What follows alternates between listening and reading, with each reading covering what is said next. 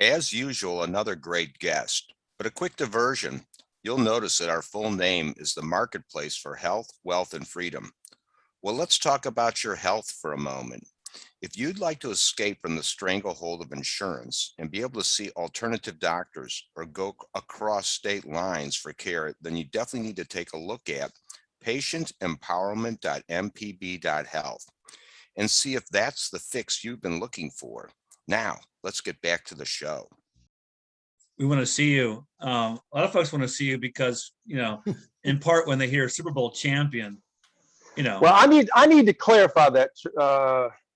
I am not a Super Bowl champion. I played for the champion Cowboys, and I made the team as they were the Super Bowl champions. But we got beat by Pittsburgh in '79, and so we were the NFC champions, but not the Super Bowl champions at that moment in time.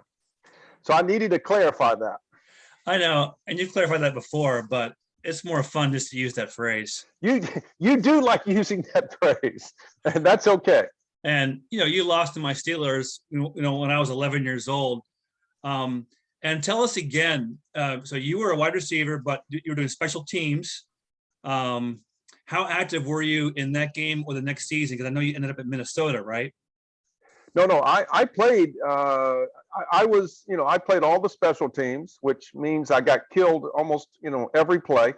And but I also held for extra points and field goals. And I did get to play in Super Bowl 13 when Drew Pearson got injured for a couple of plays. But again, Tom Landry was, the person who did not take many chances on very many rookies ever. And so if you were a rookie, you had to pay your dues, which meant sit on the bench, do special teams until they believe that you can make a difference. And of course, we had Drew Pearson, Tony Hill, Butch Johnson as my cohort in crime in terms of the four receivers. So I was the fourth receiver, and I did play during the season, but they never threw me a pass. And by the way, the defensive backs during training camp nicknamed me Flypaper because, and Gil Brandt even told me one day, he said, "Robert, you have the highest pass catch ratio in the history of training camp." So, I feel pretty good about that. But the fact that and I had Tom Brokaw basically come to me one day and right before a game, and he said, Tom Brookshire, he said, "Robert, word on the street is you have the best hands on the team and Coach Landry is not throwing to you. That's a problem. Why are you not, pushing to be thrown to?" I said, "That's a conversation for Coach Landry, not for Robert Steele." But he was trying to get me to say something stupid and basically go against Tom Landry. Well, I was not going to go against Tom Landry. And all I kept saying to him was, "Sir, I have to go prepare for a game. I need you to talk to Coach Landry because that would be a good question for you to ask him." So that's the story. That's good advice for any kind of corporate situation where you're a rising star, and the old guard is kind of smothering your potential, and it makes you kind of chafe at the dynamic and the situation, and makes you think, what should I do? Absolutely. But anyway, so that's my story. I mean, so I'll give you one or two more tidbits if it's okay. When I showed up to training camp as a free agent, there were 80 free agents that the Cowboys signed that summer, from being Super Bowl champions, beating Denver in Super Bowl 12. And so there were 80 free agents, 45 returning veterans, and 12 draft choices. I was the only free agent out of 80 to make the squad. But how I got there was when I showed up to training camp, I was number 20 on the depth chart of 20.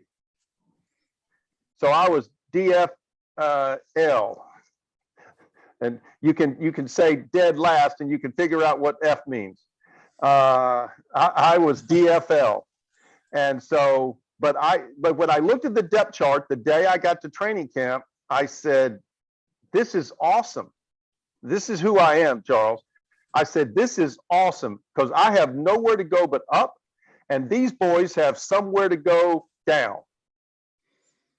And in a way, a lot of ways, as so many entrepreneurs that you and I both know try to take on this seventh of the economy, this cartel behemoth, we're DFLs, some of us longer than we would like.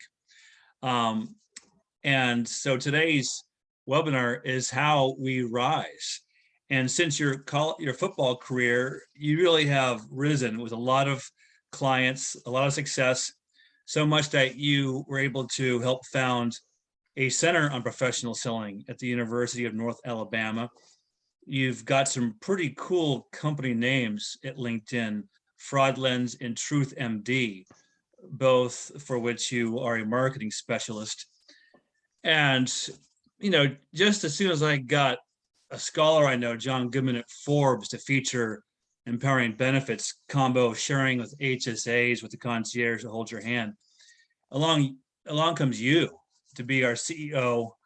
And that was a thrill because of your background and because you're one of those sales leaders that's popular for new agents and new entrepreneurs to kind of be reminded of the fundamentals in sales, which is conversation, which is marketing. And from a 30,000 feet, there's a political importance to this because we've had reforms before for the uninsurable bankruptcy problem with patients. We had the Affordable Care Act. And then you've talked about the minimum loss ratio, how it became just a scam for insurers and big hospitals to ignore the skyrocketing prices and declining quality of care. For the expensive drugs, we had pharmacy benefit managers, which gave a bad name to middlemen, which is an important topic because middlemen sometimes are the entrepreneurs trying to repackage something that better meets the needs of the consumer. And of course, we know the COVID hysteria and the loss of trust in public health. And tomorrow I've got that topic with an economist talking about the lost art of medicine. So many folks are focused on the science of medicine and groupthink versus the personalization needed in healthcare. In Freedom Hub over the past couple of years, we've had Guru Ganesha from the Sandler Method talk about conscious selling. We've had Bob Berg from Go Giver talk about giving to receive. Mm-hmm. And now we're going to have you. So with that larger context of a real bad cartel, which really got a black eye over the past 2 years over COVID, a lot of entrepreneurs in this space. Some of them are doing it right, marketing wise, but some of them have some bad habits from the past around greed, avarice, the lust to dominate. So where do you want to go with this, Robert? Well, you've given me 15 minutes and I could probably speak for 15 hours. You can go until 1:45. We want some Q&A, of course. No worries. So interestingly enough, we all, you were talking about, ethics and ethical selling. That was kind of how we got started in our conversation. And how many folks are licensed in the insurance business today that are actively selling insurance or selling healthcare or selling healthcare products? Show of hands, quick show of hands. In the audience? Yes, in the audience. Yes. We're a gaggle of different entrepreneurs. I don't know how many agents. Okay. I see the shaking of the hands there. So we take a 3-hour continuing ed course on ethics, and of course it's the same, questions every year or every 3 years, 2 years in Georgia. But anyway, long story short, you don't learn your ethics from the ethics course. Your ethics come from what's inside your heart and what's inside your head.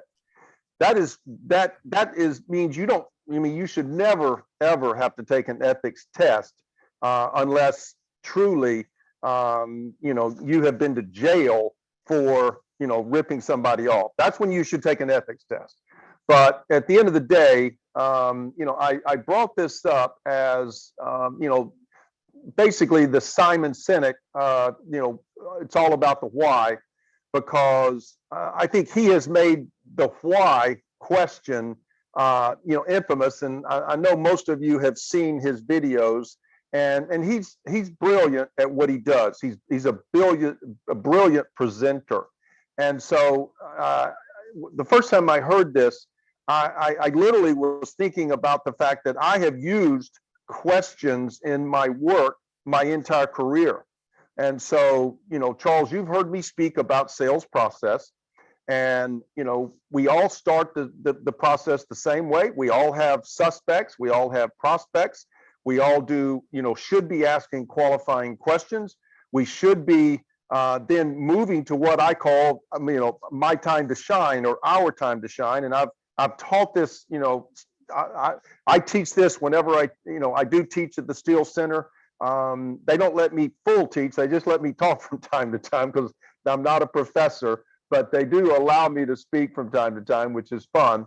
And I love those students. I got to tell you, if you want to hire someone that can hit the ground running, go look for a sales center at the university near you and interview them, get to know the professors, because these universities, UNA, North Alabama, is the only accredited sales center in the state of Alabama. But there are accredited universities all over the country. And I can send you a list of them if you would like to, Charles. If you want me to I'll send you the list of where to find these. But Kennesaw State is the grandfather of sales training, if you're familiar with Kennesaw State University in Atlanta. But anyway, I'm a big believer in a sales process that, if you go back to my upbringing, I got licensed to sell insurance when I was 19 years old. I couldn't hardly spell insurance at the time, but I went full time after my NFL, Charles, means not for long. And so I ended up going into business full time at 24. And of course, I was life and health licensed. And at 24, do you know how many people want to buy life insurance from you at 24, Charles? Not many. That would be not many. So I decided to get into the healthcare field immediately. And I started selling small group health insurance at 24. And I ended up making the $1 Million Roundtable by selling insurance to the old business owners that I ended up selling group health to. Believe it or not, my second year in the business, my first full year in the business, I made the $1 Million Roundtable by selling life insurance as a 25-year-old. And that, is almost unheard of at the time because, again, nobody wants to buy insurance. And so I ended up, it's a whole process that I went through, but, this call is not, long enough for that. But I did learn the art, science, and psychology of sales. And ultimately, Charles, that's going to be my next book. And so what I learned, and this is something that, I do preach on quite a bit, is that consumers are three things. They're either confused, they're frustrated, or they're angry. So I say confused, frustrated, or mad. They're confused about all the choices. How many people have gone to the Affordable Care Act site and seen the 5 billion choices that you have available to you with all the deductibles and all the crazy stuff, right? It's 5 billion. And so no consumer is ever going to really purchase what they need. And so what I have said is, what all we have done in the marketplace is confuse people. We've got them frustrated because they don't know what to do next, or they're angry because somebody sold them something that wasn't worth the paper it was printed on. And that's the world that we face every day as salespeople in this industry. And what I wanted to do was to change that. I wanted to make insurance like what I call the Reader's Digest 6th grade level approach. I need to be able to talk at the 6th grade level. I had someone the other day, Charles, I don't know if you're aware, but I'm now chasing auto repair companies. And we've just gotten the endorsement from the largest association in the country and the largest manufacturer of replacement engines in the country. And so we have 750,000 shops that we are now chasing. And that's a big target market, would you say? Oh, yeah. I love those big associations, the small businesses. So we are now the marketer for all of that. And that's been kind of fun to pull together. But what I've tried to do, and this was funny. I was talking to one of the industry executives, and they said, Robert, you're actually preaching a little above the, above the norm here. If you're preaching at the 6th grade level, we need to drop it down to about the 2nd grade for the auto repair industry. And I said, no. Trust me, this is how we do things here.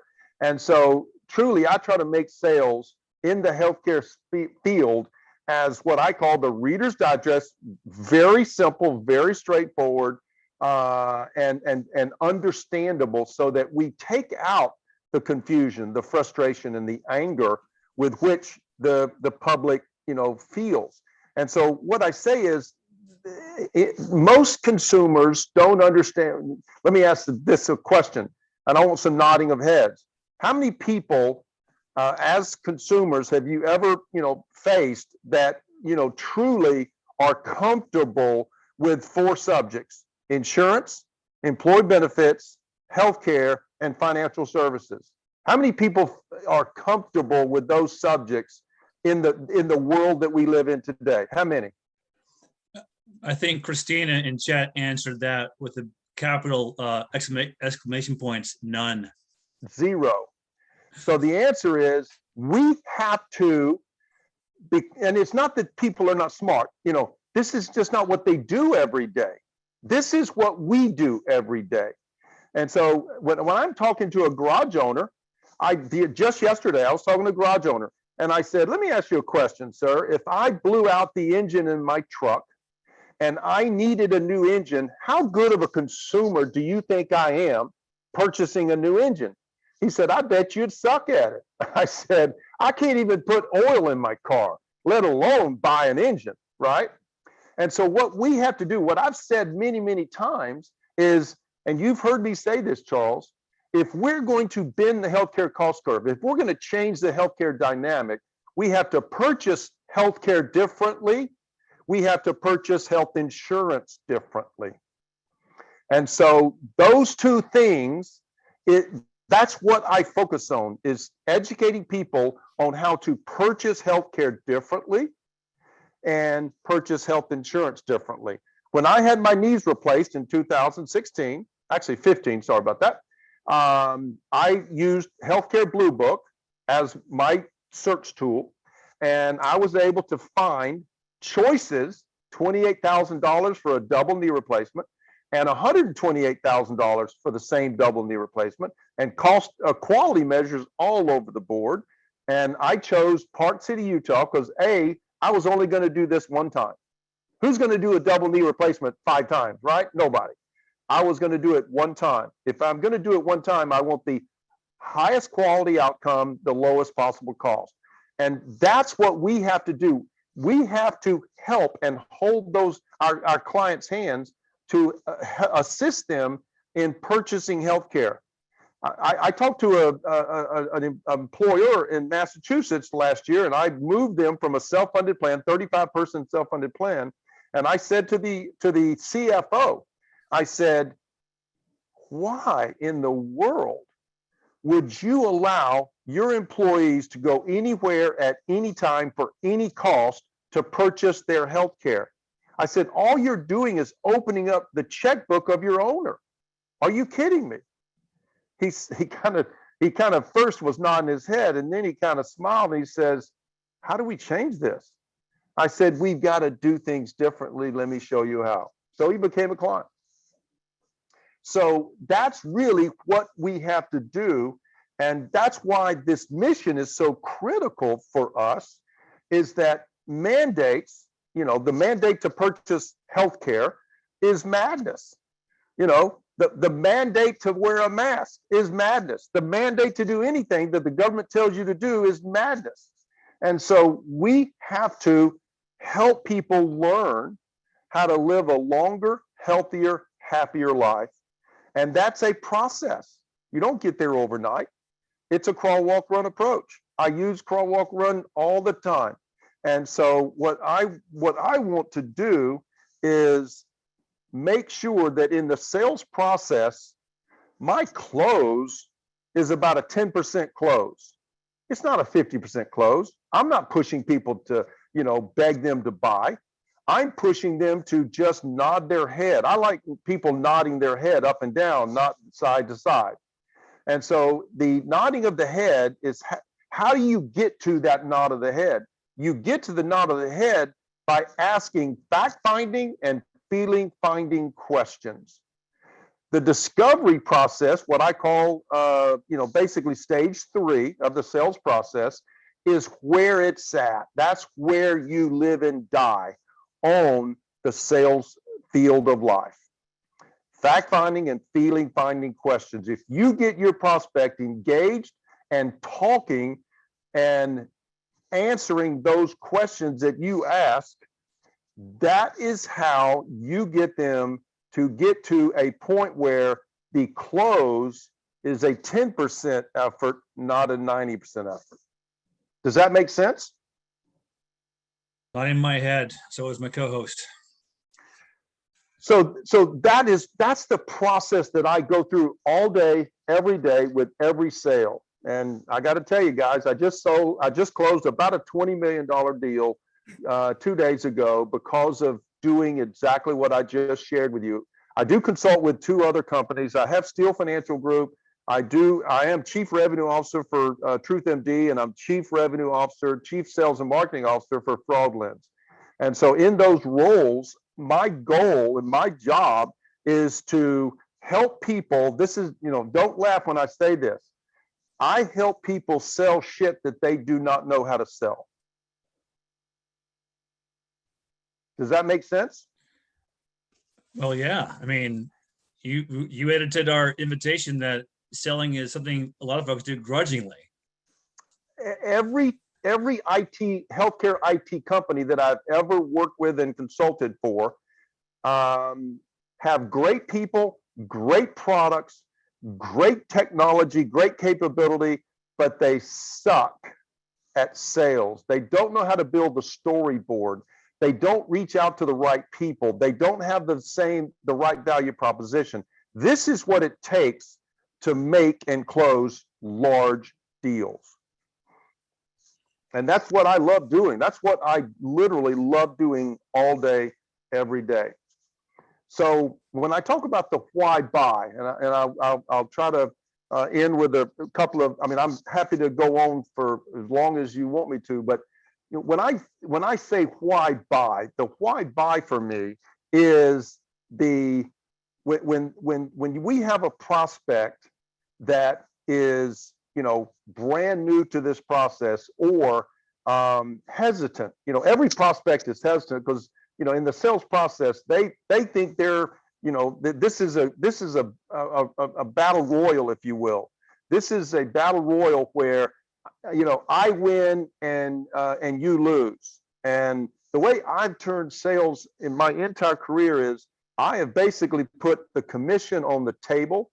And I basically say, my only job here is to build the trust and confidence of that prospect, that buyer, so that buyer knows. And when I sell a $10 million IT product, that buyer is literally putting their job on the line.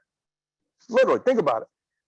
You buy a $100 product, nobody's putting their job on the line, right? You buy a $10 million product or a $100 million product, they are putting their job on the line when they say, yes, we're buying and we're going to sign the SOW. The reason that is so critical is I need that buyer to believe that I'm willing to put my job on the line if we don't deliver. So if I make the sale, I stay with that sale until we deliver on our promises. And that is how I have been very successful selling really large deals. The largest deal I've ever done is 90 million. I'm not bragging when I say that, but I am really struggling because I haven't done a $100 million sale yet, and I'm working on it. And I promise you, before I check out of this world, I will close a $100 million sale. I haven't found it yet, but I will sell it. So the why buy for me is, how do I convince that client that I truly am willing to put my job on the line to make that sale. And when they realize that you really do mean that, and I've got people that I can bring to this table and they will say what I'm saying is my job, when I put my job on the line and they know it and they believe it in their heart of hearts, I will make almost every sale. And that is the passion that I live in and the world I want to play in. And I'm happy to. How do you do that? When you know, so what business are you in? TV production. TV production. All right. So what is your average cost of sale?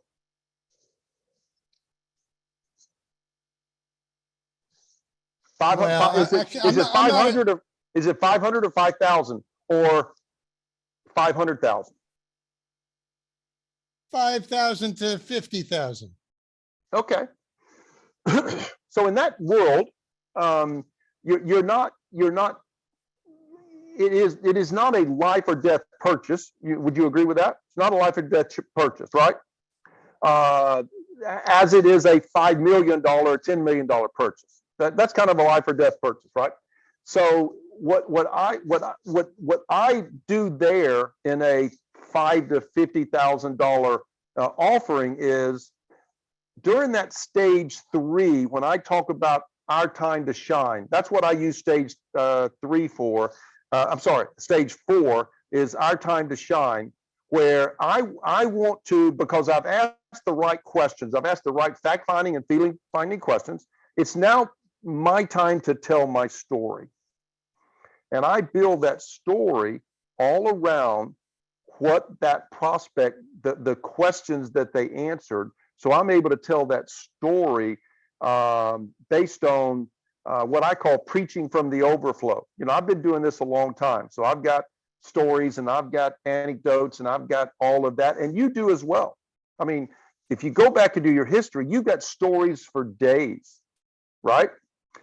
What you have to do in order to win that trust, confidence of that prospect is, if you're solving the problem that he or she had shared with you, that the reason that they're wanting to buy your video production because they want to get a message out into the market that will make them a hero, correct?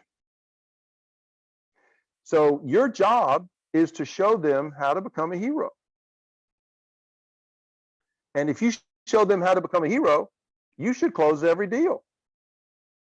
You just have to figure out what that hero means to them. Right? Got it. Right. Because at the end of the day, what you're looking to do is to having asked those questions, having framed that in your sphere of influence and in terms of everything that is within your makeup and your credibility and your capability, all you're doing is telling the story. I mean, I call it, almost like preaching from the pulpit. You're preaching from the pulpit at that moment in time. And, so you either are going to convert them or not, right? So think about that. And it doesn't have to be an hour-long sermon. It can be a 5-minute sermon if you've done your job in terms of the preparation, in terms of the questions and then framing the storyboard the right way. Thank And you. with that, Christina, you have your hand up. Hey, yes, I do. I actually have 2 questions. One just came from what Jim just asked. Robert asked if it's a life or death purchase, and he said no. I work in healthcare. I actually work in the field what they call medical tourism, which is just really free market self-pay healthcare, which I think is totally revolutionary and has an opportunity to change the way we do healthcare here. But anyways, we do oftentimes deal with a life or death purchase. So I'd like to hear your answer to Jim, but with a life and death thing. And then I'd like to ask what your idea of commission is, because to me, one of the most insipid things that happened in medical tourism is they forced us to use a commission model, and really want to get out of that. So those are my two questions. So I'll answer both, but I'm gonna probably ask some questions if you don't mind. What surgeries are you know, again, medical tourism, by the way, I love medical tourism. And, you know, obviously I was a medical tourist by going to Park City, Utah, rather than doing it in my own town, right? Yep, yep. So I'm a medical tourist. I love medical tourism. Cool. So and by the way, I'll challenge you on your commission model, and I'll hopefully convince you that it is the best way to live and work. But what type surgeries or what type procedures are you primarily marketing to purchase? Well, so that really varies since it happens all over the world across all kinds of borders, you know. So in other words, what people here in the United States use medical tourism mostly for are, you know, cosmetic surgeries, weight loss surgeries, dental surgeries. Obviously they do other things like, you know, knee replacements, etc. But then if you go the other side of the world, somewhere like, you know, Africa, you know, they'll go to India for heart surgery or, you know, liver transplant. So it's really runs the gamut. But as far as what, you know, the American market is, you know, a lot of it's looking at, you know, those, although I've done brain tumors for people, I've done spinal tumor surgeries, I've done, you know, so that's kind of where we're at, a little bit of everything. So now that you've shared that, I appreciate that. So no question, you know, so cosmetic surgery is not life or death. So let's get that on the table. Sure. I've had not cosmetic surgery, but I've had my teeth veneered. Yeah. Oh, it's, you know, that's $20,000, right? Yeah. And well, so let me just say this with that though. I mean, you say it's not life or death, but I mean, I started my whole journey needing weight loss surgery, and you know, that's kind of life or death. And you know, after that is life or death. That is life or death, because if we don't teach each other how to learn how to live a longer, healthier, happier life, we will die. We will die, right? Right. And we will die unhappy. And so what we need to be able to do is, you know, how do in your world, it is truly, how do I get you the highest quality care for the lowest possible cost? And that's where medical tourism should be at its finest. Absolutely. And yes, you're right. But so your phrase literally is, I deliver on my promises. I will find you the highest quality care. No, I don't care where in the world it is. Exactly. I will find you the highest quality of care for the lowest possible cost. Period. Trust me, and I will deliver. Yes. Yeah. That's all you have to say. Yep, that's true. But there's a lot of what that, you know, best quality value, you know, what's a value? What you kind of mentioned earlier is like, you know, patients don't know what they don't know. So, you know, they're not really, when you're talking about traveling and recovering, you're not just looking for the cost of the surgery. There's recovery costs involved. There's the recovery process involved. So and they need to understand that. So again, that is your fact finding and feeling finding questions. What's most important to you? The amount of time you're away from home, or actually the best recovery possible, right? Yeah, absolutely. Yeah. So your fact finding and feeling finding questions are going to be totally different, because they need to understand that when you go overseas to a foreign destination, you know, they're going to be uncomfortable. They're going to be nervous. They're going to have angst in their life, right? Yep, absolutely. And so with that angst, what you have to do is be the angst solver. Absolutely. Well, that's what I've done. I've been doing this 20 years. I was a patient myself, so I get all that. What my thing is, just quickly, I started an association to try to help my peers that don't understand this, how we should sell, like you're saying, how to sell. You have to know what the patient really is, and you have to anticipate things that they don't even know to help them get rid of that angst. So we're totally on the same page there. But I want to teach my peers that. So how many steps in the process? Is it 7, 8, or 9, or 10? There's 7, 8, or 9, or 10 steps in the process from start of I called you to when you are back home after everything is over. How many steps is that? 10? Oh, geez. Well, for me, I'm really kind of a attention to detail person. So to me, there's probably at least, 20, and they're really to deliver Okay. the optimal experience. Okay, so then all you have to do is to make those 20 bullet points Yeah. crystal clear, Reader's Digest, 6th grade level, Mm-hmm. so that they're nodding their head this way every time you say, I'm going to literally hold your hand on Yes. all 20 steps. Yep. Yep. And if that's what you're teaching, you should be teaching that to those people that you're trying to mentor to. Yes, that's exactly what I want to do. So we're right on board there. So you're saying with the life or death kind of purchase compared to the television thing purchase, it sounds like you're validating my my method, because a lot of my peers don't believe patients will pay like extra for recovery services and nursing and things. And I always say, baloney, you don't know how to sell it. You don't know how to make the patient know what they don't know. So so ultimately it's going to be, I call it the good, better, best approach. Charles, you've heard me say good, better, best many times. Mhm. Do you want a good outcome? Exactly. Do you want a better outcome, or do you want the best outcome? Best outcome. Absolutely. I can get you this, surgical procedure at a facility that will absolutely knock your socks off, but Yeah. it's not gonna be, as expensive, because it's not gonna be a 5-star hotel experience. Are you Right. okay with that? Are you Right. okay with a 3-star hotel? Uh-huh. Yes. Yeah. That's where you ask those fact-finding, feeling-finding questions. Absolutely. Yep. And so once you do that, then you're done. I mean, you literally are done. Mhm. Your close is, 10%, not 90%.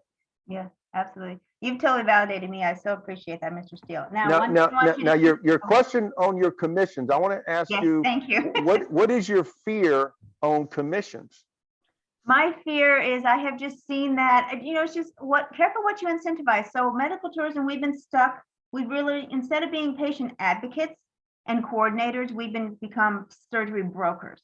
So we are only about working with the doctors who will pay us a commission. And then, the commission's kind of all over the place, anywhere from 5% to 30%. Same thing with hospitals. So, obviously you talked about ethics in the very beginning. Bravo, that's my biggest thing, because if I have that question in my head, well, Dr.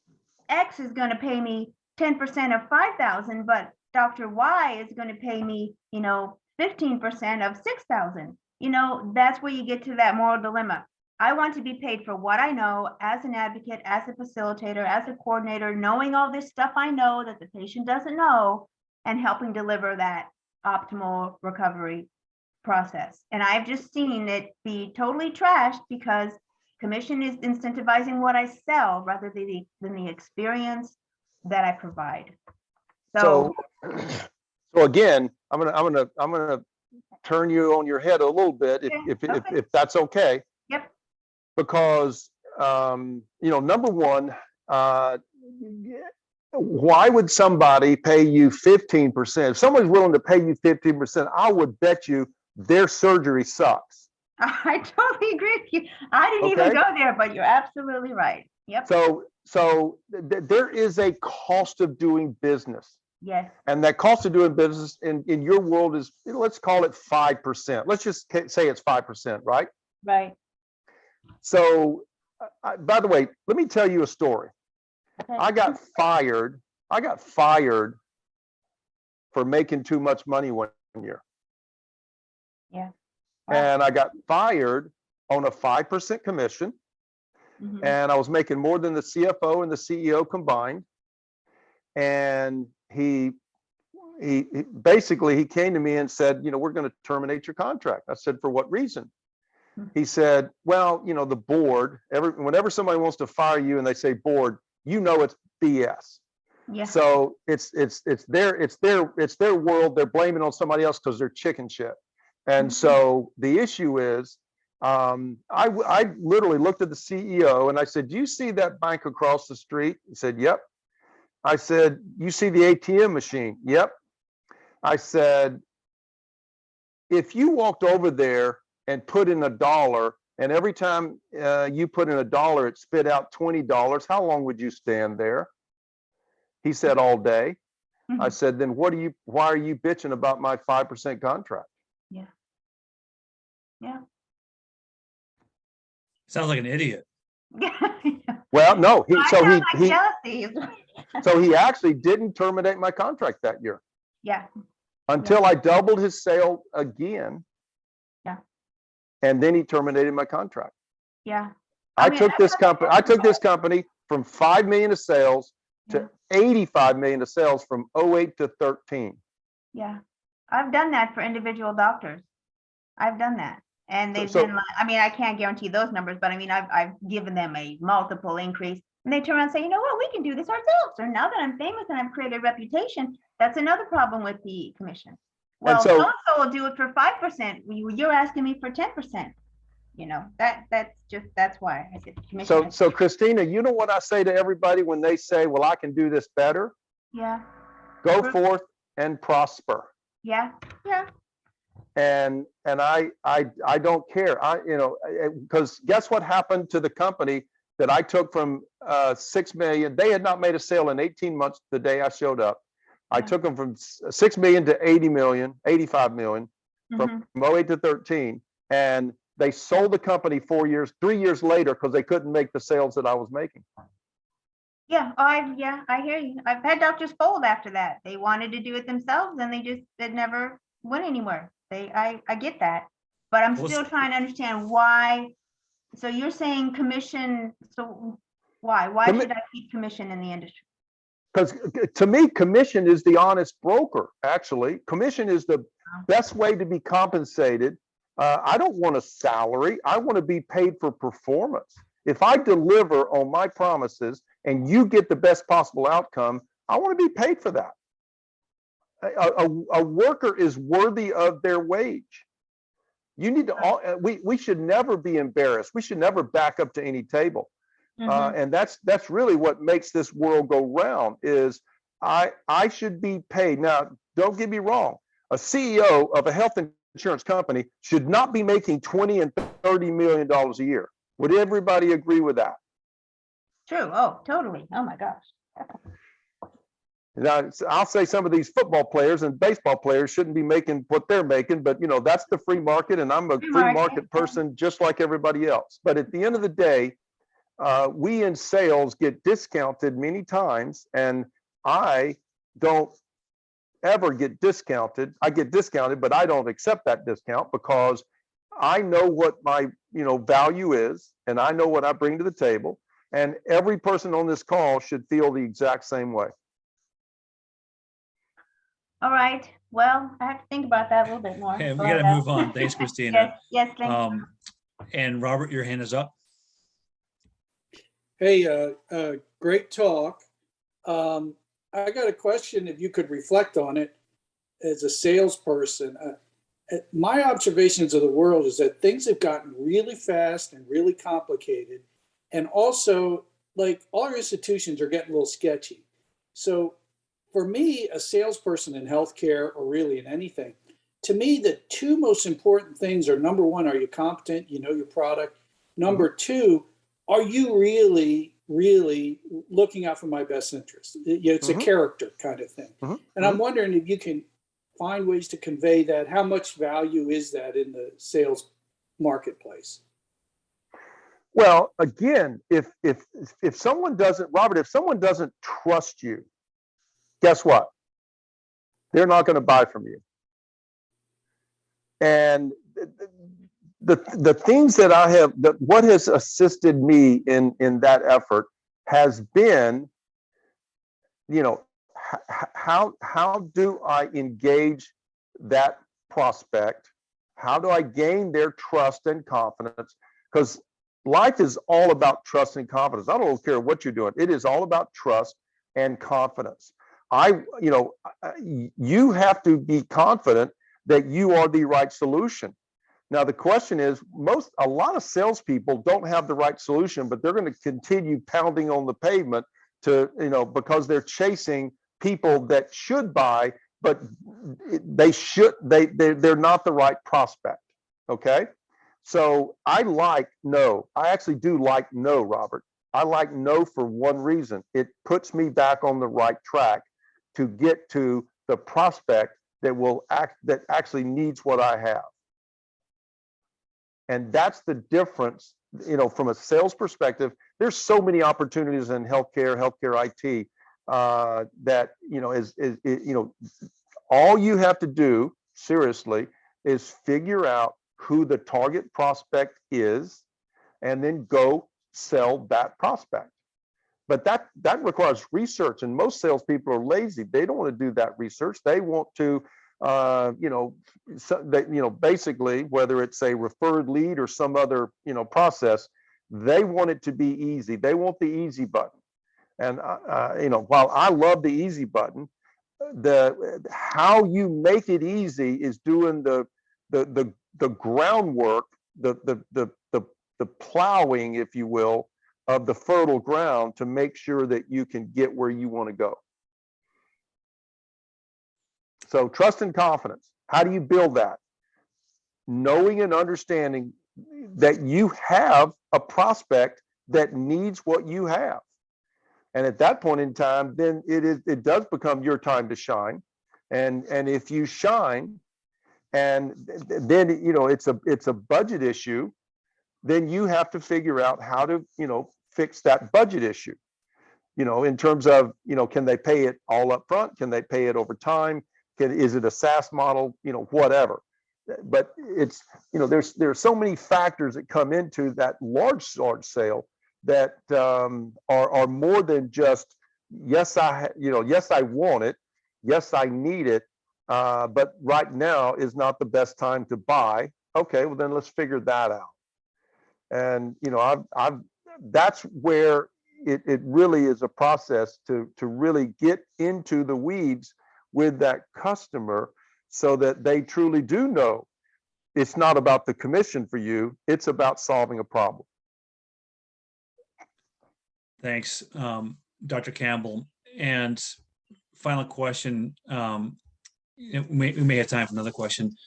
Robert, Dr. Campbell, an anesthesiologist, works with the Free to Care group that David Balot organizes with a bunch of doctor groups, and they're very high on DPC, which I think you would agree is a good entry point for. I have a DPC and I love her, and she loves us. And so, and combined also with Jim Graypeck was humble.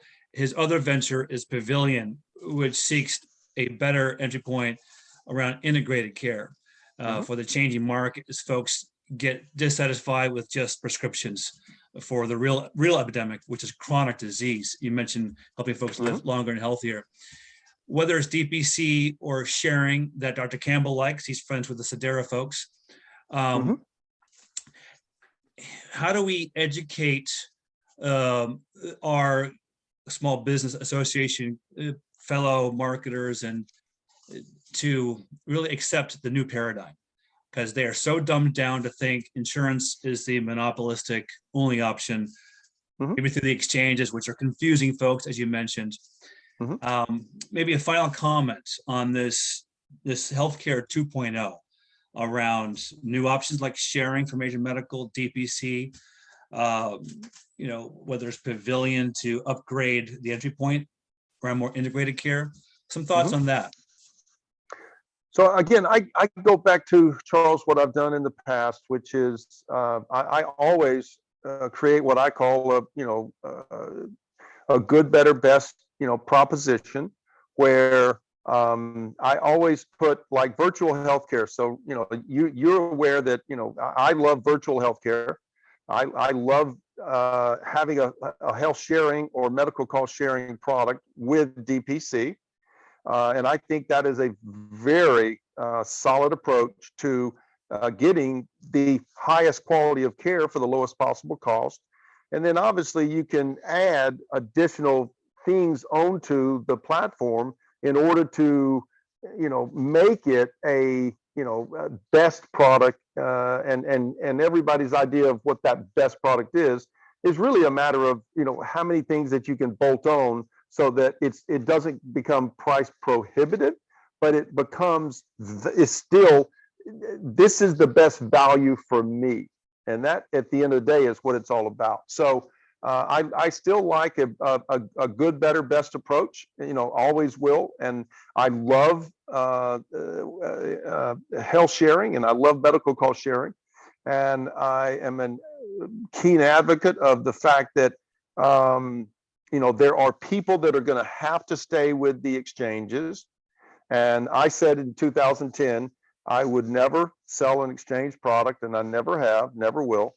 And so the issue really for me is, how do I find those alternative products, like an ERISA plan, that I can sell across state lines, and I can sell one product all the time and not have to worry about anything literally, with that ERISA product, and give the highest quality of care for the lowest possible cost.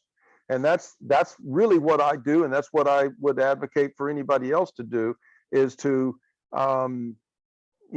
again, show. I don't mind showing my true colors, which is, these are the things that I consume. This is what I purchase.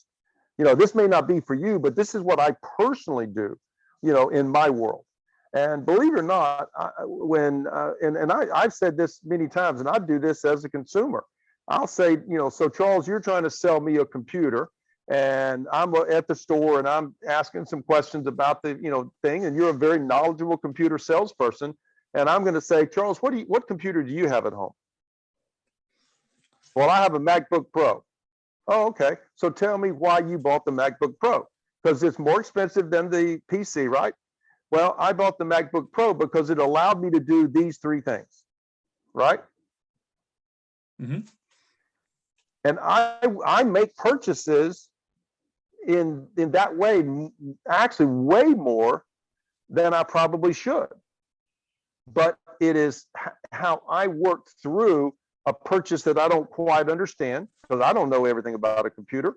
But I want to find someone who I have gotten to know and trust, and say, I want what you purchased. I want to know what you are doing to solve your problem. And that's an easy math equation for me. We still have a bit of time.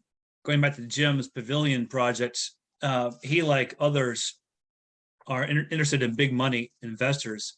I'm sure, Robert, you've also reached out to big money for various ventures. What's the process to get them to release the funds to change the world? So I just picked up $1 million for one of my clients today, actually. We got it done 2 days ago, but they're getting the money actually first thing in the morning. But the raising capital is no different than